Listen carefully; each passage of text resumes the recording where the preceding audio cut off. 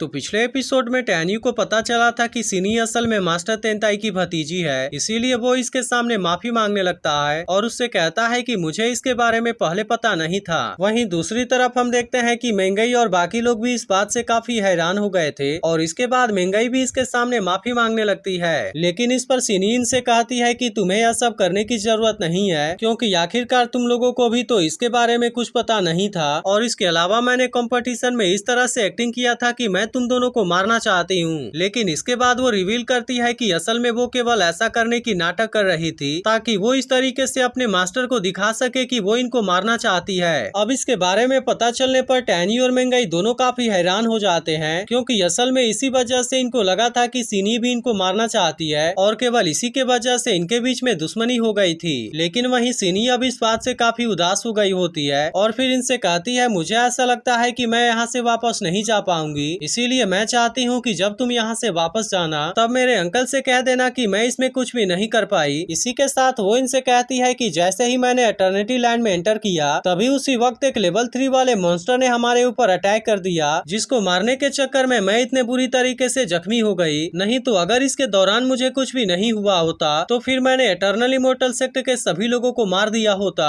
और उसके बाद वे सब मेरे लोगों को भी कुछ नहीं कर पाए होते। अब ऐसी बात कहते हुए सिनी काफी उदास हो जाती है। तभी यह देख टैन्यू उसके पास में आता है और सिनी से कहता है कि तुम इसके बारे में चिंता ना करो, क्योंकि वैसे भी अब मास्टर तेंताई ने तुम्हारी जिम्मेदारी मेरे ऊपर छोड़ दी है, इसलिए अगर तुम्हारे पास में एक भी ब्रेथ बची होगी तब तक मैं तुम्हें कुछ भी नहीं होने दूंगा। लेकिन अभी भी हम देखते हैं कि सिनी काफी उदास होती है और टैन्यू से कहती है कि अब इसके बारे में कुछ भी नहीं हो सकता, क्योंकि मैं इस वक्त बहुत ही बुरे तरीके से जख्मी हूँ और इसके अलावा मेरा हार्ट भी ब्रोकन हो गया है। लेकिन अभी भी हम देखते हैं कि टैन्यू से कुछ नहीं होने देना चाहता था और इसीलिए वो उससे कहता है कि तुम इसके बारे में ज्यादा चिंता ना करो और तुम केवल मेरे ऊपर यकीन रखो। इसके बाद हम देखते हैं कि वो इसके इंजरी को ध्यान से देखता है और फिर मेंगई से कहता है कि तुम हुआंगफू और बाकी लोगों को यहाँ से लेकर चली जाओ, क्योंकि अब इस वक्त हमें यहाँ से जाना होगा ताकि हम केव के अंदर से यहाँ पर आने वाले लोगों के ऊपर नजर रख सकें। जिसके बाद हम देखते हैं कि मेंगई भी इसकी बात मानने के लिए रेडी हो गई थी और वो तुरंत हुआंगफू और बाकी लोगों को अपने साथ में ले जाने के लिए यहाँ से निकल जाती है। इसके बाद हम देखते हैं कि टैन्यू भी सिनी को लेकर यहाँ से चला गया था, जबकि बाकी लोग यहाँ से मेंगई के साथ में जाने वाले थे। वहीं दूसरी तरफ रुयान के लोग उसे बताते हैं कि कोई फन और बाकी लोगों की मौत हो चुकी है। जिसके बाद हम देखते हैं कि इसके बारे में सुनकर रुयान काफी हैरान हो गया था, क्योंकि उसे इस बात के ऊपर यकीन ही नहीं होता और वो इनसे कहता है कि ऐसा कैसे हो सकता है और वो इतने अचानक से कैसे मारे जा सकते हैं। तब इस पर एक लेडी कहती है कि वैसे तो हम भी इसके बारे में ज्यादा कुछ नहीं जानते, लेकिन अगर उनके जाने वाले टाइम के बारे में कैलकुलेट किया जाए तब इस तरह से मुझे ऐसा लगता है कि आज वे बिरियल गॉड एबिस में पहुंच गए होंगे, इसलिए हो सकता है कि वहां पर किसी बहुत ही बड़े मॉन्स्टर से उनका सामना हुआ होगा, जिसके वजह से वे सभी बाकियों के जैसे वहां पर मारे गए होंगे। अब इसके वजह से हम देखते हैं कि बाकी लोग भी काफी परेशान होते हैं और फिर एक लेडी रुयान से पूछती है कि अब हमें इसके बारे में क्या करना चाहिए, लेकिन आखिरकार रुयान भी इसके बारे में कुछ भी नहीं बोल पाता। तभी हम देखते हैं कि युकिन भी इसके बारे में बात करने के लिए यहाँ पर आ जाती है और वो रुयान से कहती है मैंने भी सुना कि कुई फान और बाकी लोगों की मौत हो गई है। जिस पर रुयान उससे कहता है कि मैं भी इसके वजह से काफी गुस्से में हूँ और इसीलिए अब इसके बारे में पता लगाने के लिए मैं खुद वहाँ पर जाना चाहता हूँ, क्योंकि मैं भी देखना चाहता हूँ कि आखिरकार वहाँ पर ऐसा कौन सा खतरा है जो कि वहाँ पर जाने वाले सभी लोगों को मार देता है। लेकिन अब इसके बारे में सुनते ही उसके साथ वाले लोग काफी परेशान हो जाते हैं, क्योंकि असल में वो इसे वहाँ पर नहीं जाने देना चाहते थे और कहने लगते हैं कि आपने ही खुद कहा था कि वहाँ पर आपका जाना उतना ज्यादा सही नहीं है, इसलिए हम भी नहीं चाहते कि आप इस वक्त खुद वहाँ पर जाएं, क्योंकि इसके वजह से आपकी जान को भी खतरा हो सकता है। तब इसके बारे में सुनकर रुयान भी काफी शांत हो गया था और उसे समझ में नहीं आता कि अब इस बारे में उसे क्या करना चाहिए। वहीं दूसरी तरफ हम देखते हैं कि युकिन भी अब इसी के बारे में सोच रही थी और कुछ देर सोचने के बाद वो रुयान से कहती है कि मेरे पास में एक आइडिया है। जिस पर रुयान उससे कहता है कि क्या तुम इसके बारे में एक्सप्लेन कर सकती हो। जिसके बाद युकिन उससे कहती है कि अभी इसी वक्त मुझे और तुम्हें अपने लोगों को ऑर्डर देना चाहिए, ताकि इस तरह से हम एटर्नल इमोर्टल सेक्ट और डिवाइन सोल इमोर्टल पैलेस के सभी स्टूडेंट को यहाँ पर बुला सके, क्योंकि मैं चाहती हूँ कि अब हमें अपने सभी लोगों को एक साथ में कर लेना चाहिए, क्योंकि इस तरीके से हम इसके बारे में इन्वेस्टिगेट करने के लिए उनको एक साथ में भेजेंगे, जबकि ऐसा करते हुए हम बाकी लोगों के साथ में उनको फॉलो करेंगे, ताकि हम इसके बारे में बहुत ही बारीकी से देख सके और पता लगा सके कि आखिरकार वहाँ पर कौन सा खतरा है। तब इसके बारे में सुनकर रुयान उससे कहता है कि तुम्हारा यह आइडिया तो सच में सही है, क्योंकि अब हम अपने और ज्यादा लोगों को यहाँ पर मरते हुए नहीं देखना चाहते।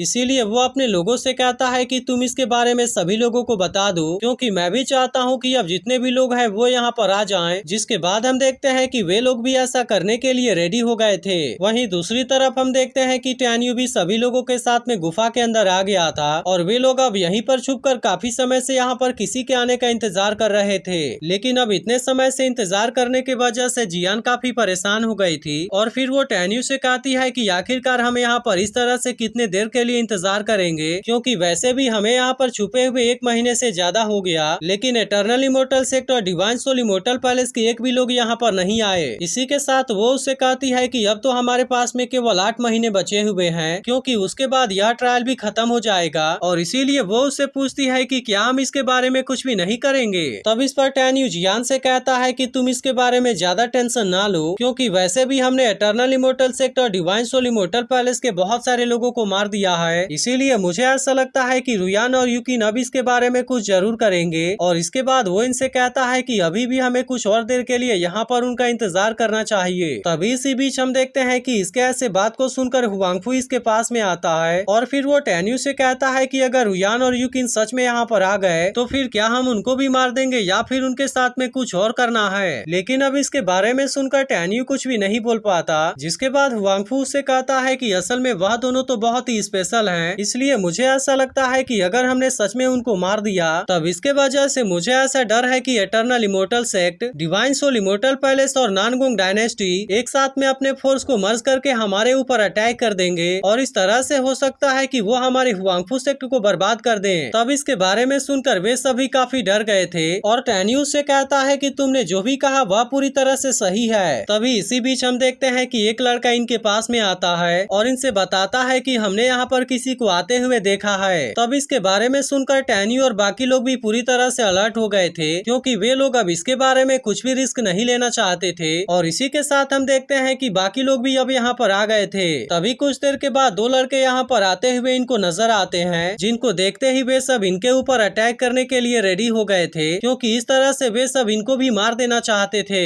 लेकिन तभी हम देखते हैं कि टैन्यू अभी इसके बारे में ऐसा कुछ नहीं करना चाहता था, इसीलिए वो इन सभी लोगों को ऐसा कुछ भी करने से रोक देता है, क्योंकि उसे ऐसा लगता है कि इनके पीछे जरूर कोई है। इसीलिए वो इनसे कहता है कि जब तक मैं कुछ ना कहूँ कोई भी कुछ नहीं करेगा। जिसके बाद हम देखते हैं कि वे सब इसकी बात मानने के लिए रेडी हो गए थे। तभी कुछ देर के बाद वो दोनों लड़के इनके सामने आ जाते हैं और वो इन सभी को यहाँ पर देख पूरी तरह से हैरान हो गए थे। लेकिन तभी टैन्यू तुरंत अपने आई पावर का यूज करके इन दोनों को अपने कंट्रोल में कर लेता है और फिर इनको अपने पास बुलाकर उनसे पूछता है कि तुम्हें यहाँ पर किसने भेजा और आखिरकार तुम सब यहाँ पर करना क्या चाहते हो। तब इस पर इनमें से एक लड़का कहता है कि यंग मास्टर रुयान ने हमें यहाँ पर एक्सप्लोर करने के लिए भेजा है, जबकि यूकिन और रुयान बाकी लोगों के साथ में हमें फॉलो करते हुए यहीं पर आ रहे हैं। तब इसकी ऐसी बात सुनकर टैन्यू से पूछता है कि वे कितने लोग हैं, जिस पर वो लड़का इनसे कहता है कि इटर्नल इमोर्टल सेक्ट और डिवाइन सोल इमोर्टल पैलेस के सभी स्टूडेंट यहीं पर आ रहे हैं। जिसके बाद हम देखते हैं कि इसके बारे में सुनकर वे सब काफी घबरा गए थे, जबकि असल में टैन्यू को इसके बारे में कोई भी चिंता नहीं थी। और फिर इसके बाद एपिसोड यहीं पर एंड हो जाता है। तो अगर एक्सप्लेनेशन अच्छी लगी हो तो वीडियो को लाइक जरूर कर देना